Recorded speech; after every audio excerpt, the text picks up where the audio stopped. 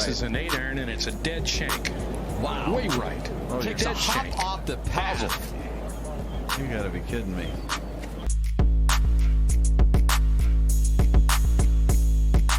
Very tough pitch shot right here. You got to hit it into the hill. One hop up and bite, and it's in. Kind of like that.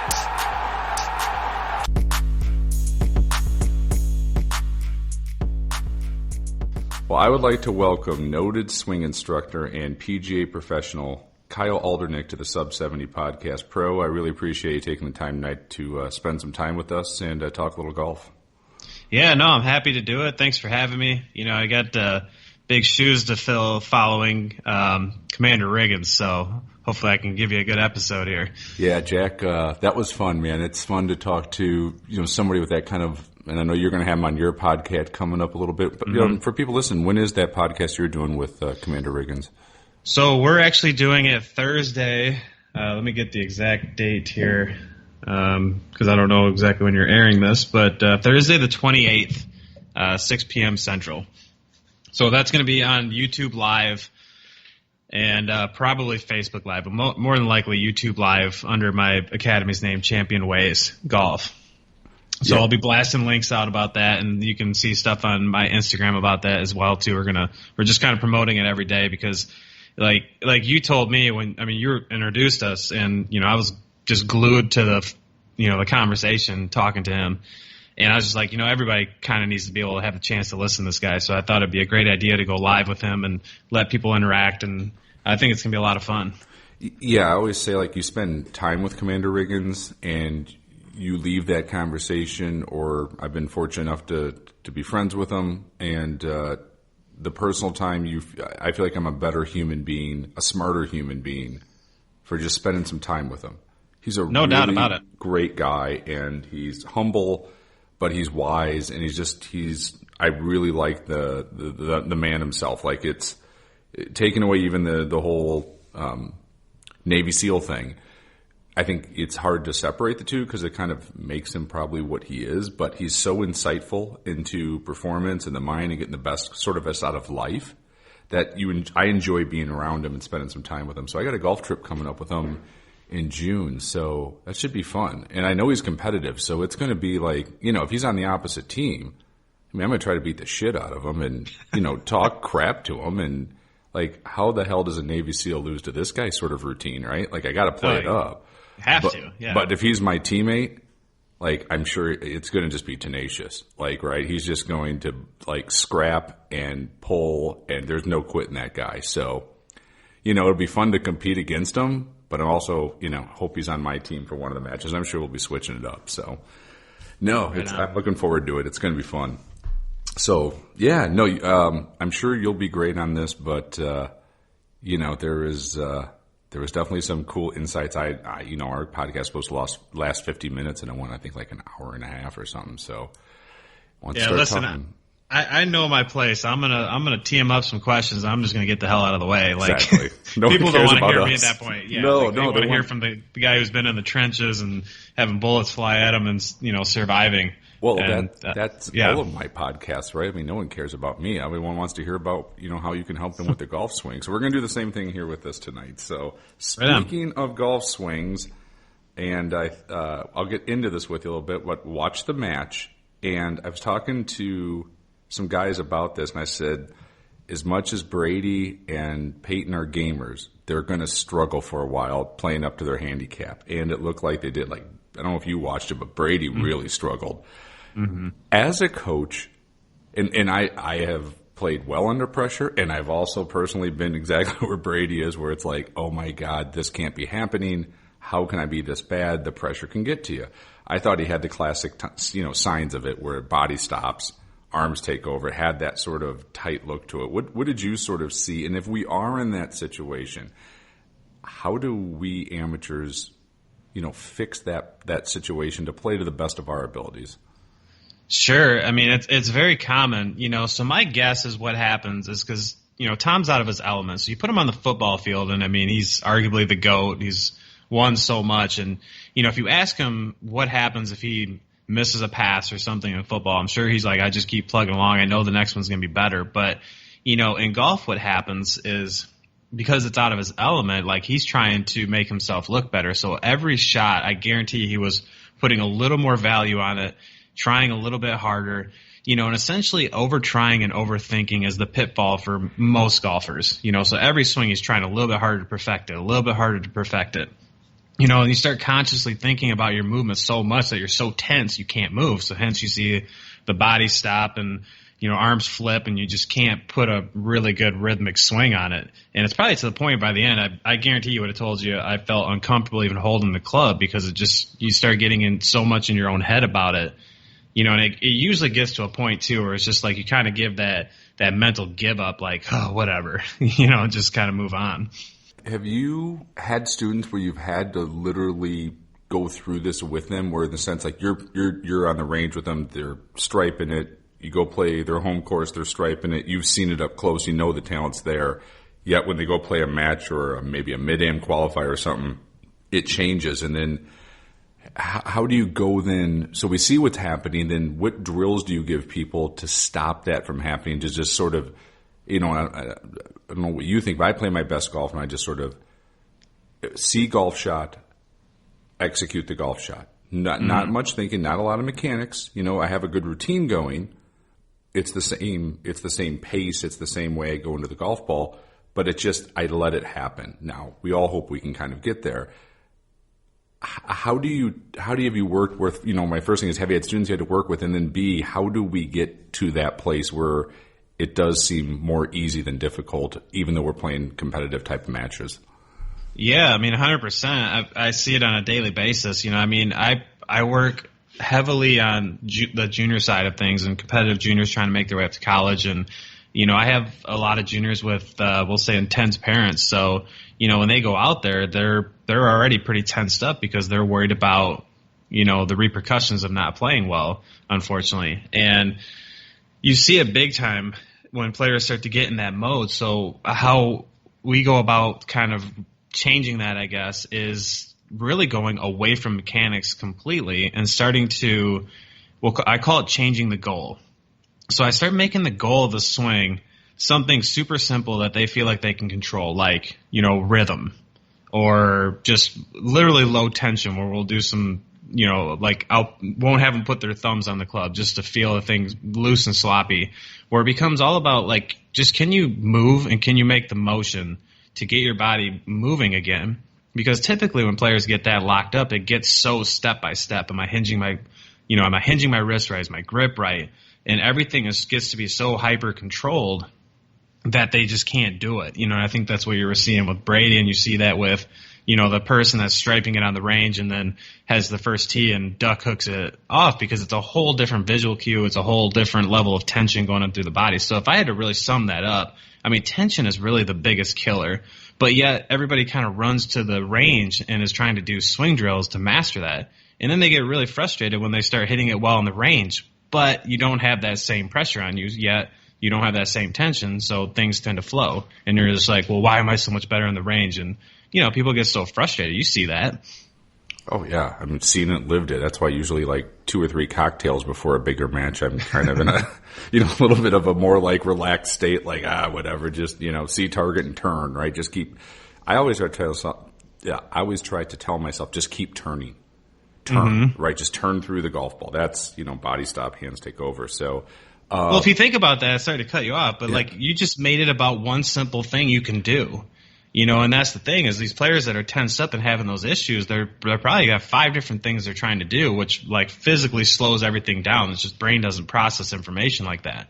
So it's like one simple thing, turn through the ball, and that's going to produce a result, versus like, oh shit, like I might hook this out of bounds, and now we're really fearful of this thing taking off left, so we end up blocking it out to the right because we're holding on for dear life. Like, it's a whole different mindset if you think about it. Breathing, do you work on that with the guys too? Just to slow down, breathe? I have worked with breathing with certain people. Some people just kind of brush you off when you do it, but that's also, I think, why having Riggins on is going to be great, because these are like the best performers in the world. And that's something he talks a lot about, is just breathing and controlling your heart rate. So I think more people will listen to that. I've always been kind of pushed off by some, and I've had some that took it so deeply that they went and studied like mindfulness and stuff like that. So I kind of leave that up to the player, but I offer that as a technique because I understand it. I've practiced it. So I think breathing's a huge one, especially in terms of just getting the heart rate down and, getting yourself into a little more of a calm position. But to be honest, I don't really talk about that with everybody. How did you get involved in being a professional instructor, and what was sort of your pathway to that, and what do you love about it most? It's a great question. So, I really take that back to when I was a junior player.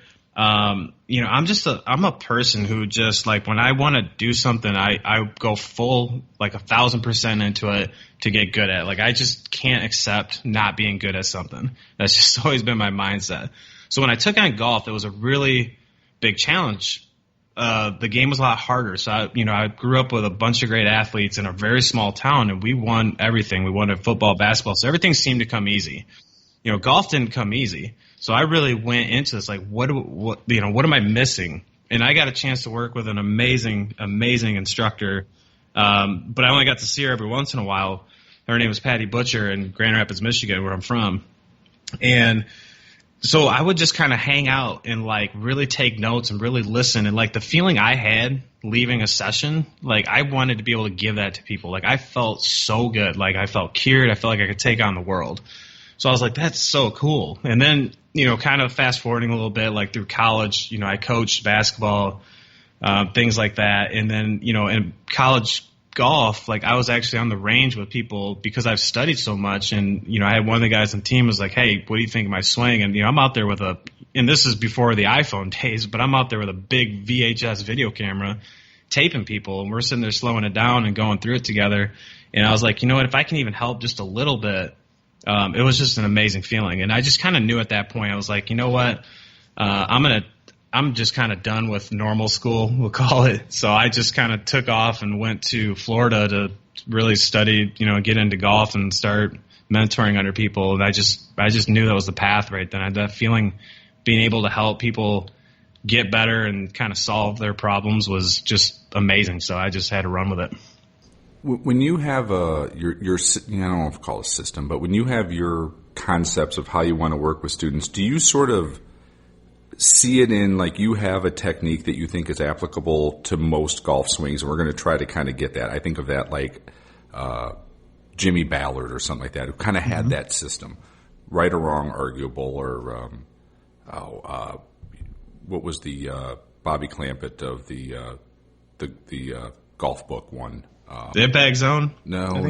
The one, oh gosh, I should know this. The one Bryson. The golfing machine. The golfing machine, right? Yeah. They had like a very system. technical. Yeah. Very technical, but it was a system.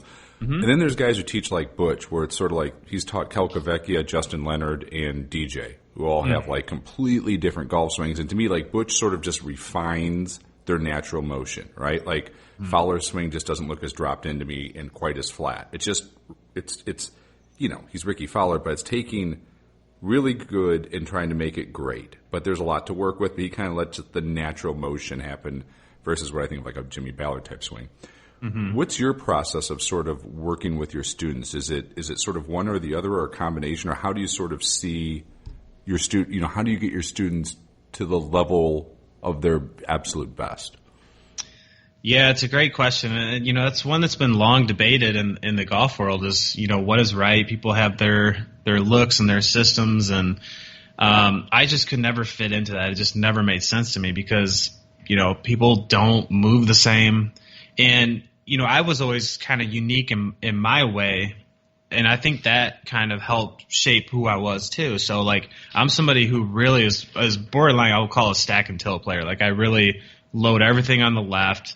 Have a shorter kind of swing, and I came across some teachers, and they were great teachers along the way, or known as them, but they all try to get me into my right side, and when I try to get into my right side, I couldn't hit the ball on the face, like I just could not do it, and I would get frustrated, and I'm like, well, this is the way it's got to be done because these people are telling me, and I just got into some bad things myself, listening to like this is how it's got to be. And it just doesn't make sense to me. And again, I'm somebody who just dives in. And, I'll give you a quick, when I first got into teaching, you'll like this story. So this was V1 video was the thing, get a camcorder and V1 video. That's what we had. TrackMan didn't exist yet. This was back in 2005.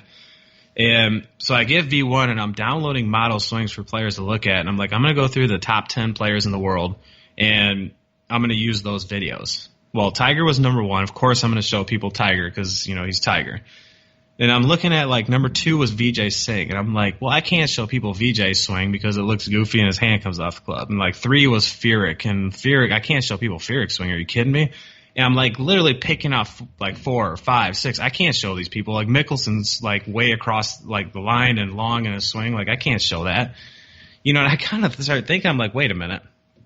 These are the top of the top in the world, all looking different and all basically doing stuff I can't show the average person what to do. That just didn't make a lot of sense to me. So right there was kind of an aha, again, there's not a mold to fit. I searched for it. I looked at thousands of hours of videos trying to find the commonalities of all these players.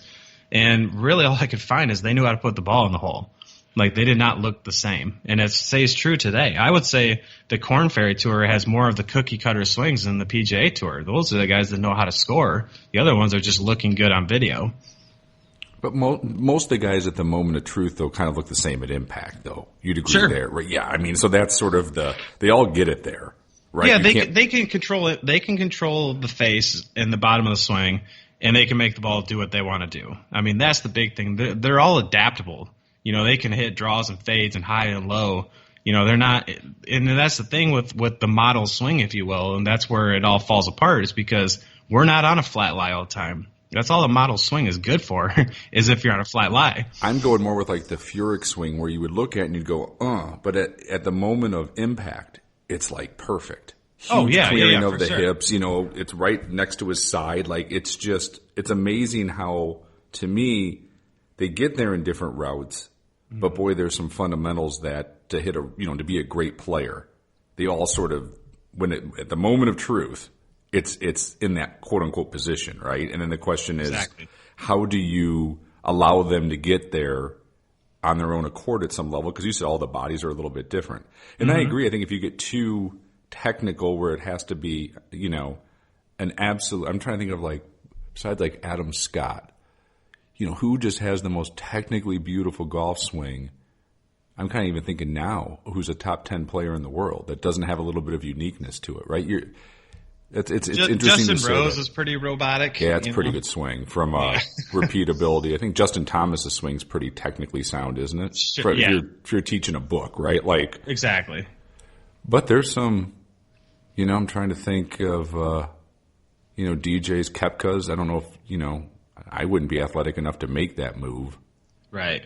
So there's some unique swings. That's so interesting. Oh, I'm sorry, I didn't mean to cut you off, but as you're looking through this, then you see, okay, Jim Furyk's 4th in the world and you can't teach this, and it's sort of eye-opening, and we sort of say, okay, let's look at each guy's or lady's body type, what they can do, how athletic are they, how much work are they going to do, right? Then we sort of make a plan that way. Yeah, and honestly, I do, in terms of the swing mechanics, I do most of it in the setup, so for example, just if somebody can't turn well, they need more, we'll call it vertical in the swing. They need to basically stand up more. So if you start looking down the senior tour as guys lose their flexibility a little bit, you see a lot more of them just kind of using their legs and kind of almost standing up and just turning the face over and hitting little draws, so they're really using the ground to do that. And that's not a bad thing. I'm like that too. I can't turn my hips a lot the 18-year-old tour players who are in the gym all the time. I'm just not going to do that. So you see a lot of front load with me and a lot of stand up, and I still hit the ball really well. But again, if I went to somebody that was this is the way you got to do it, and showing me Justin Thomas and Tiger Woods, I'm not going to be able to do that. But I can get the face of the club to hit center, and I can bottom it out in the same spot repetitively. I know how to control where the club bottoms out. And I think that's the number one skill. Can you actually take a divot in the right spot with a face pointing square? Who cares how it gets there if you can repeat it?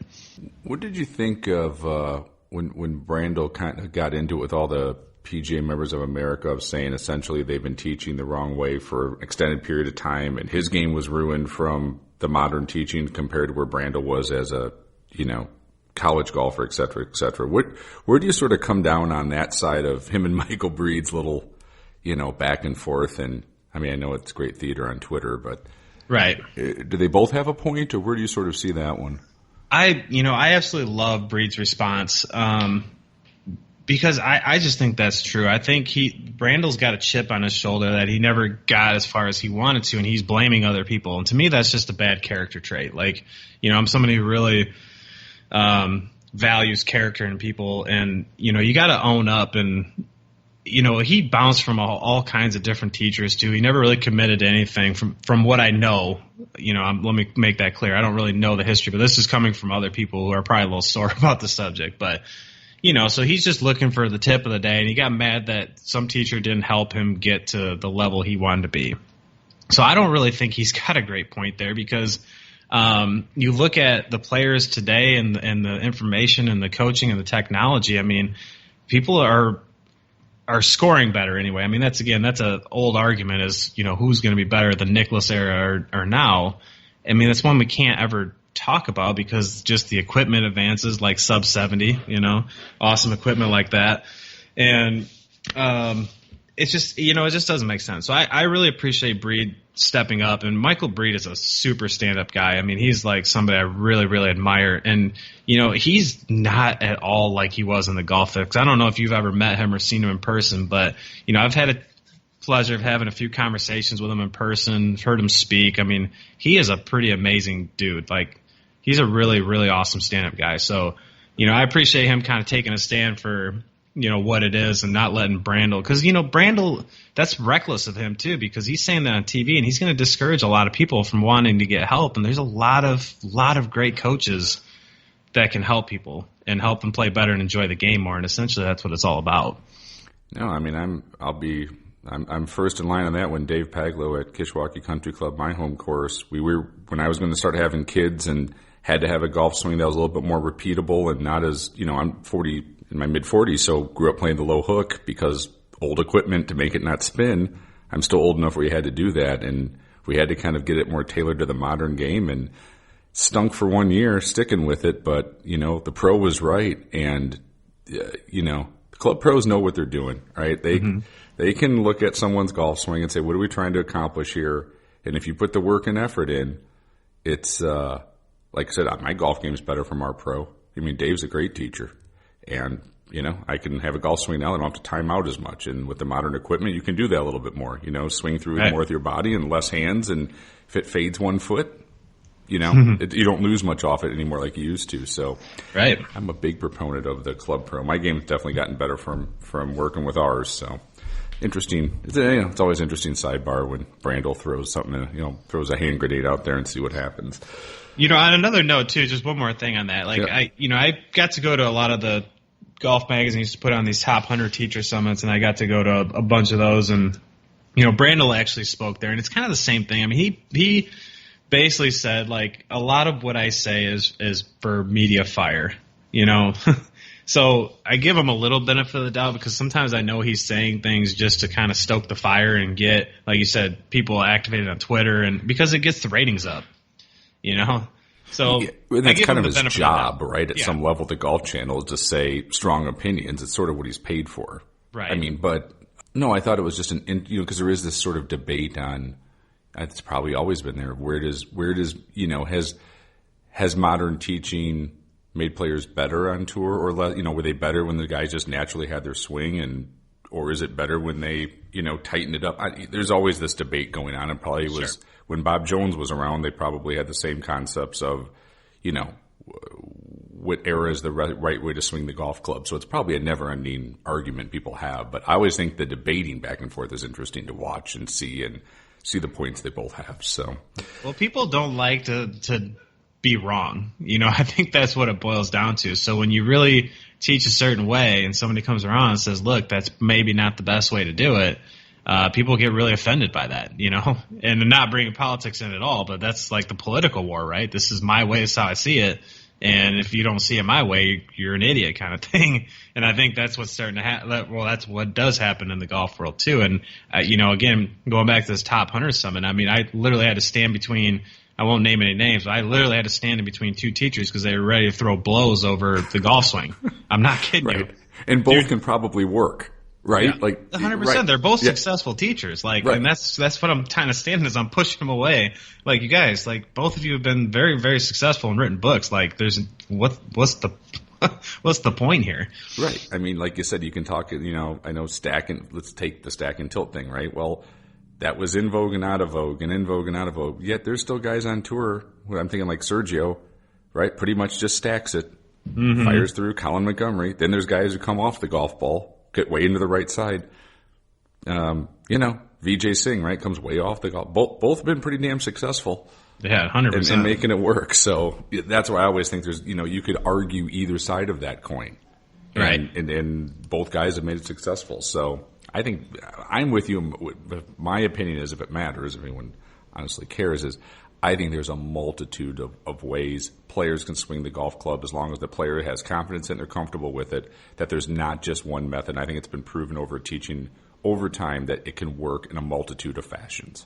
I agree with you 100%.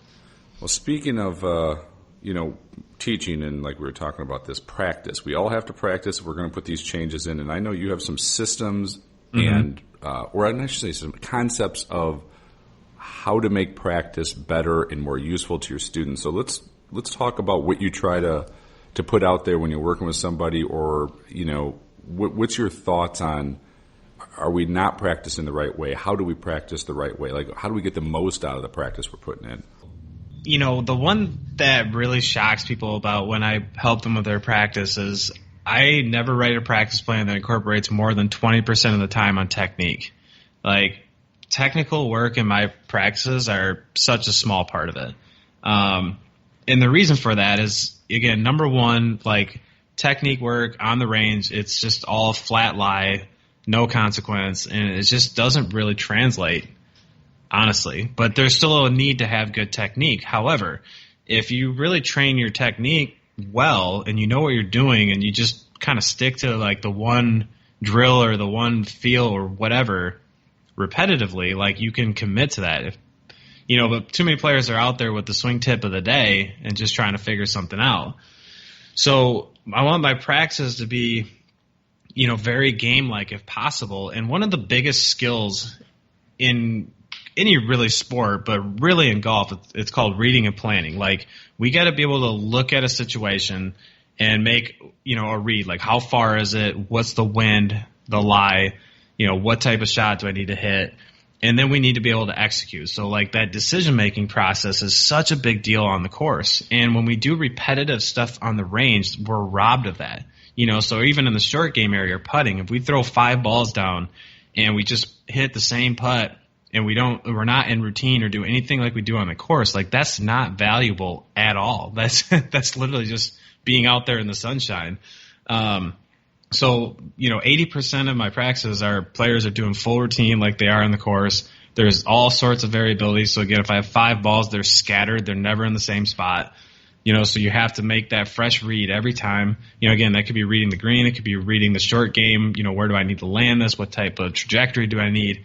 The more you're forced to look at every shot like an actual game situation, make a decision, hit the shot, you learn dramatically from that.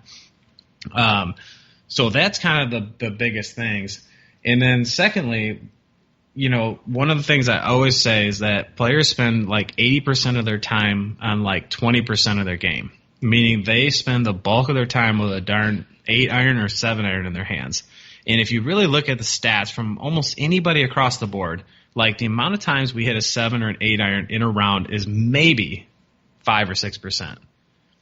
So driver, short game, clubs, so driver, wedges, and putter are like 80% of your score, and yet people spend almost no time on those. Sometimes with the driver, but for the most part, they're never using their wedges. They're never working on their putting, which putting alone is about 40% if you really break it down. So I hope that answered. It's kind of long-winded. I mean, that's kind of the one where you stoke the fire. I'll go forever on that stuff, but no, it's not like you're just beating 7-irons 200 of them in a row with a 2-yard draw going. I mean, you're trying to make it a little bit more, live action, more game-like, playing golf, right? We're playing golf. We're not playing golf swing. Right. We need that variability because, our brains are wired to multitask. So when you start doing any motion that's repetitive, the brain's like, okay, got it. It's like rinse and repeat, and then it checks out and it does other things. So we can do a lot of different things. We can think about a lot of different things in the subconscious at one time. I mean, that's how our brains are designed. So when it sees that repetitive action, I'm just hitting 700 over and over and over, like we're checked out. Like you're not learning anything. You're not learning how to play golf at all. Like I said, you're literally just out there. So by even just changing your target, changing your club, like it snaps you out of it. And again, it makes you have to do like a fresh read, it's called. And even just those little adjustments right there are huge in practicing in that variability because there's tons and tons of research to back that up, that variability will always trump block practice. But block, it doesn't mean you should never do like a block style where you're just working on your swing because we still need that. But if we do the same little repetitive drills that helps you, and it's like a check every day. I'm just checking my basics. I'm checking my grip, checking my ball position, and we do 10, 15 minutes of that. Well, then we move into taking that and making it more game-like. And then after that, then we start making it really challenging. Because what's interesting is we're always, no matter what, and Jack will tell you this, like he always talks about reverting back to his training. Like we always kind of revert back. We don't rise to the occasion. Like that's a big Navy SEAL thing. So we're not going to magically get better when there's pressure. We're always going to revert back to like how good your practice was. So when we start raising the standards of practice, like I need to hit 3 in a row on the screen versus just the 1 to be happy. I need to get it within 10 feet instead of 20 to be happy. Like when we start setting the standards a little bit higher, it translates better to the course. Oh, it makes sense. And I always I'm not a huge beating golf balls on the driving range. I'd rather, work on a couple things than actually go and, when I practice, I like to practice on the golf course of maybe hitting a draw off the tee and a fade off the tee and, chipping around the greens and putting in different lies just to sort of get a rhythm of that going more than just, unless I'm really working on something, just hitting 6 irons at targets. Yeah. I'd rather kind of just see the shots and hit different golf shots I know I'm going to have to hit. So I'm a big proponent of sort of having the diversity, I should say, in the practice versus, hitting the same shot over and over and over. Well, you're preparing to play. I mean, that's kind of how we got to look at it. If you really just think my practice is preparing me to play on the course, then we got to go through those situations because you're going to be faced with it when you play. I mean, we're never really sitting in that cushy flat lie like we are at the driving range. We're in the rough. We're on hills. We have trees in front of us. We have wind. Like there's so many variables that get thrown at us that we need to work on that stuff to prepare for it. Well, speaking of golfers that are definitely on the improving side of things, Bear's great. I'll call him the GOAT, especially in that position of long snapper. Our buddy Patrick Mannelly, he's looking good on the golf course. Obviously he's really athletic. Mm-hmm. Probably a super hard worker, I'd have to imagine. You don't play in the league for 17 years like he did without that sort of ethical or work ethic and drive, right? But you guys have done some good work. He went from 3 or 4 handicap, and he's a plus now. Yeah, we started when he was a 5, and he got to a +2. I think he's back to scratch or maybe a +1. But I mean, he just texted me the other day and said he won his club championship in Florida, shot 66 or something. So I told him, I'm not playing you for money, dude. Was it harder or easier when you have an elite athlete like that? Is it easy because he'll work his ass off? Is it hard because he's used to getting stuff quickly? And golf can be difficult even for great athletes. Like how's that process of working with somebody like that? Well, first, I mean, I'm honored, to be honest with you. I mean, I feel really blessed to be able to help someone like him, and he's such a good guy. So, him and, Jack, Riggins, I mean, these are people who are, at the top of their top, and you kind of almost think they would come off arrogant, and they're not. I mean, Pat's somebody who I got to remind myself, wow, this dude did play in the NFL for 17 years. He takes coaching extremely well. And you never know, when an NFL player is gonna come, and he might be the only one I ever work with. But I was curious the first day he came, but he just takes coaching extremely well, and it's fun because I know, I kind of play to people's personality style. So like I know this is a guy that's been in the NFL, so like I just trash talk him a lot, and that kind of fires him up. And so for example, when he started, I mean, his size. I mean, he could choke slam me probably with 2 fingers, and he hit the ball, maybe 265 with a driver, and I just was relentless to him. I was like, I thought you were this big NFL player, and I'm out here, little me, just hitting it way past you type thing, and he's just like, son of a bitch, like.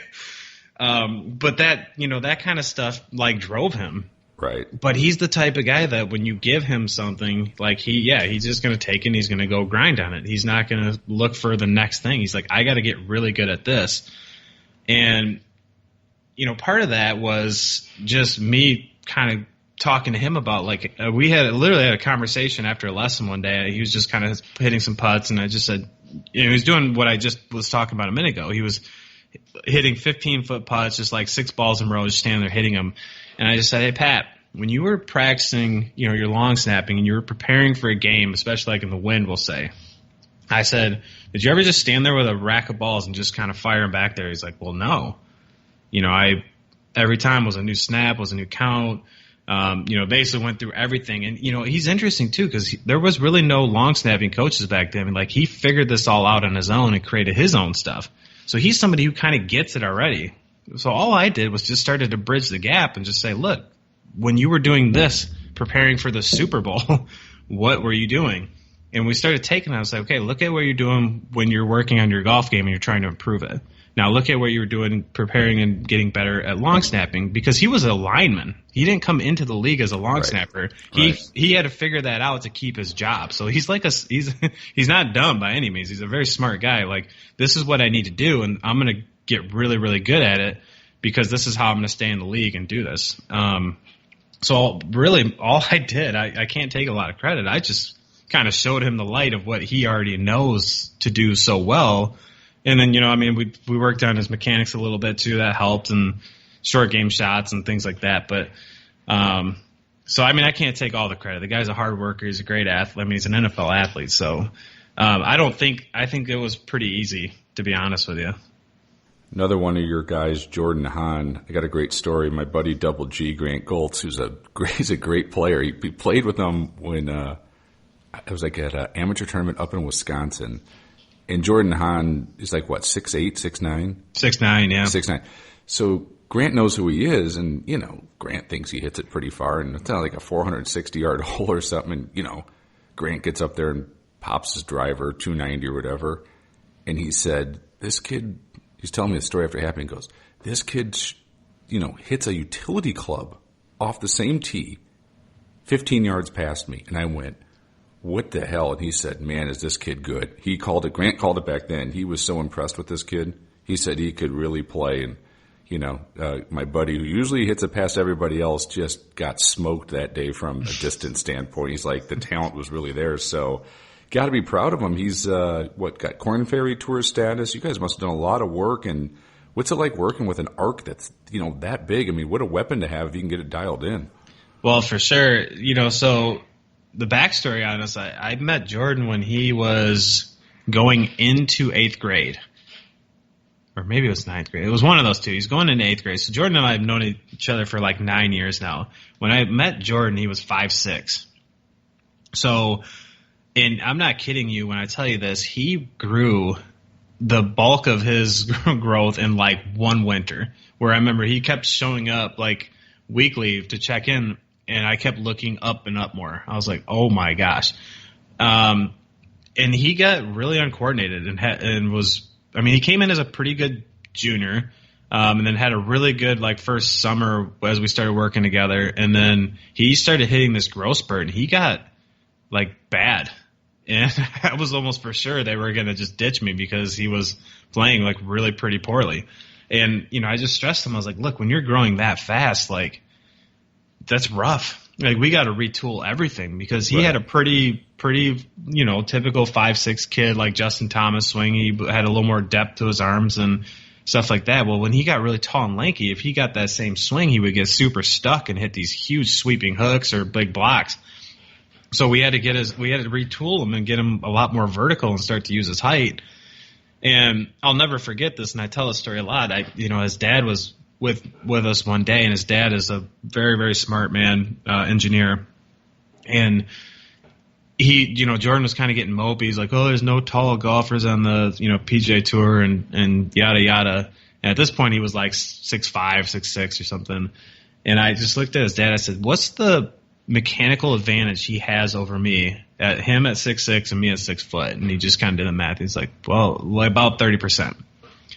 I said, and I don't know if that's exact fact, so don't quote me, but somewhere around 30%. And I said, there you go, dude. So every 100 yards, you're going to hit it close to 30 yards further than me, in theory. And he's just kind of lit up from there. And from there, it's all been about like, wow, I can really pound the ball. And he can, and now he just kind of prides himself on that. I mean, I don't know if he's ever played too many rounds where anybody's longer than him. What kind of club head speed he got with a driver? He's, if he really steps on it, it's like 135-ish. Yeah. That's insane. His smooth tempo, where he usually tries to stay so he can keep in, really control of the ball, is like 127, I think. But, I mean, he can really step on it. He gets out of control. What was that like, kind of going through qualifying school? And I mean, you're playing for your livelihood. I mean, that's real pressure. How did you guys work together on that to sort of get the most out of them and embrace the moment? Yeah, I mean, the biggest thing was we were trying to stress, like, you're young, just give it the best you got. You're going to live to fight another day. And I think that's a valuable lesson for the younger players trying to do that. As guys get deeper and deeper into it, I think it gets harder and harder because it's kind of coming to the end. Like, every time gets more and more valuable. So, Jordan, you kind of got nothing to lose at this point. You got backing, you got you just have nothing to lose. So we try to go about it at that mentality and, just see where it went. And he had to start all the way from the beginning, from pre-qualifying. And that's a pretty long road to go through: pre-qual, stage 1, stage 2, and then final stage. I mean, it's a pretty grueling effect. And it's not easy getting through any of those stages. I mean, you're like, pre-qual, I think, was top 30 maybe out of like 70 people. And then from there, it was like top 18 out of 75 every stage. And again, these are all great college players, great stuff. So, I mean, the message is just do what you know how to do. I mean, as simple as that sounds, I mean, you've trained, you've practiced, you're good, you've had a great couple last years. Like, you bomb the ball, just hit it hard and score when you can. I mean, that's kind of how we approached it. And, stage 2, like, he kind of coasted through pre-qual. Stage 1 was a little tight, but stage 2 was the interesting one, where he shot himself in the foot in day 1 and shot like +1. And if you do that out there, I mean, you're like rock bottom. As bad as that sounds, you shoot even, you're like at the bottom of the barrel. So he gets behind, and then again from there, I was like, well, you know what? My philosophy is things average out. So, like, if you had a really poor round, you're just bound to be really great the rest of the way. Like, that's the way I see it. And he just agrees. Like, yeah, I'm just going to plug away. I'm just going to do what I'm going to do. So he finished literally just 4 under.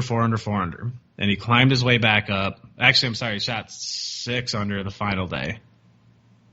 6 or 7, somewhere in there. But he played well the last 3 days. So he's sitting there, and this is a roller coaster day. And I'm in like meetings with my club and stuff, preparing for things coming up. And so I'm getting all these texts of like, oh, Jordan's in. And I'm like, what? And I'm like, oh, like, sorry to see that, because he was one of the first in, and like the scores were going all over the place. I don't know how much you followed Q School. So he was bouncing in and out. And then he was almost a for sure out. And I was like, I'm getting all these texts from people saying, yo, sorry to hear that, so close, yada, yada. And then I'm driving somewhere, and I'm on the phone with my wife, and she's just kind of like, just for the fun, refreshing it. She just screams. She goes, Kyle, he's in. I was like, what? Like, how is that even possible? And she's like, she was looking at the last guy to come in, bogeyed the last 2 holes to get him in. Like, and sometimes it's that fine of a line, isn't it? Right. And you just need that kind of a break. That right? was literally the only thing that could have happened, was the final group, the one guy in the group had to bogey the last 2 holes to let in. And the great thing is that guy still got in too, but he let like 4 other people who were on the cut line get into. So it went from depression to excitement all just a minute or two. What do you guys work on now? Is it sort of just fine tuning it, for lack of a better word? I mean, the kid can obviously play, so you're not going to, we're not rebooting it. Is it just tightening it up a little, just a little here, a little there, and just sort of keep it on that path he's on, per se? Yeah, for sure. It's just, always looking. It's always really the same tendencies. He typically gets a little laid off, and then the club head drops behind him, and he gets a little stuck. So we always just work on getting the club a little set at the top. I mean, he doesn't like mechanical feels at all, and that's kind of part of just knowing how a player operates and how they think. So we typically just always work on his rhythm to get him into places, and that's when he's been most successful. We put a little physical trigger into his swing, kind of like Matt Wolff, but not like that crazy. Just a little bump left, and that's just kind of what he feels like. I just feel like I just get that little bump and swing and hit it. And usually he plays his best when it's like that. So if anything's off, we'll tighten it up a little, but it's typically just trying to remind him of what he's good at, and then we just keep grinding on short game, because when he can get up and down, he scores very low. Like, his ball striking is never really an issue. Even when he hits it poorly, he's 14, 15 greens around. Because he hits wedge into everything. I was just going to say, if you could dial in the wedge game and, convert those 8-footers, right? I mean, that's the money right there. I mean, because you have a lot of short irons into the, with that much club head speed. So the equation's sort of got to be in front of you of, okay, this is what we got to do, because you're going to have a ton of wedge shots, I'd have to imagine, even at 7,300-yard golf course. Well, he hits his gap wedge like 150, so he doesn't hit a whole lot, over a gap wedge. We'll say. Insane. Right. Well, I got a couple of quick hitters here for you, but before we hit those, if people do want to, I forgot to ask you this earlier, if people do want to reach out to work with you, find you, what's the best way, for people listening to the podcast to find you? Yeah, so I have a couple different avenues. I have my in-person academy, which is called Champion Ways. I'm in the Chicago area, north suburbs. And then, I have the podcast, which is, about a lot deeper topics of what we talk about. I have a co-host by the name of John Weir, and John and I are really putting together a program about, the mental game and practice and kind of meshing our stuff together. And we have something really pretty special, I think, coming out pretty soon, just on, personalities and how that applies, and really starting to understand your own self and how to think on the course. Because like you said, some people just kind of need to have that one thought. Some people need to be more like Jordan, where it's more rhythm. We just kind of help players understand that it's not always about, hey, you need to just look at the target and hit it, or you don't always have to just have a swing thought. So we just are helping people clear that up and understand their mental game. So really excited about that. But the podcast is the Go Low Show. But yeah, that's kind of the extent of it. And then our platform is going to be called Mental Golf Academy, one that launches probably in the next month. Well, I hope, like I said, if people need to get a hold of you, they can do it to those through those means and whatnot. And I can't wait to listen to the podcast of what you guys have coming forward myself. So I was going to get out of here with a couple quick hitters and let me know your thoughts on these, what kind of come to your mind. So, yeah, man. All right, let me know when you're ready. Best 2 or 3 golf swings that you personally love on the PGA Tour, and what do you love so much about those player swings? Like, what's about their rhythm, mechanics, all of it that you just like, I love that motion? Yeah, so I love Tiger, so I gotta always say him. I mean, it's cliche, but I've always been a big Tiger fan, regardless of his personal stuff. I mean, just what he's done for the game and stuff. And, regardless of what he's done with his swing, it always just looks so good to me. It's just so clean and so simple. But on the other note, I mean, this might shock some people, but I really like Matt Wolff's swing.